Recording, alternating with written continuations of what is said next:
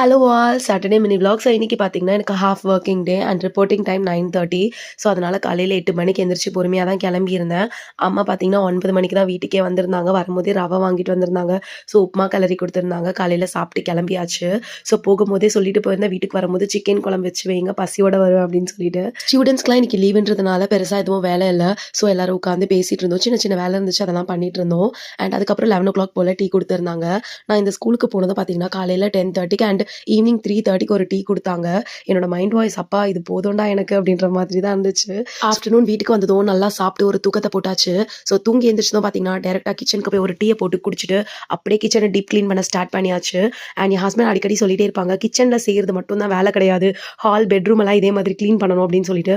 நான் வந்து கிச்சனுக்கு தான் ரொம்ப இம்பார்ட்டன்ஸ் கொடுத்து பயங்கரமாக க்ளீன் பண்ணிட்டே இருப்பேன். எனக்கு கிச்சன் அண்ட் பாத்ரூம் க்ளீனாக இருந்தால் போதும். என் ஹஸ்பண்ட் பார்த்தீங்கன்னா பெட்ரூம் அவர் ஒர்க் பண்ணுற ஏரியாவும் க்ளீனாக இருக்கணும். நீங்கள் உங்கள் வீட்டில் எந்த பிளேஸை க்ளீன் பண்ணிட்டே இருப்பீங்கன்னு கமெண்ட் பண்ணுங்க.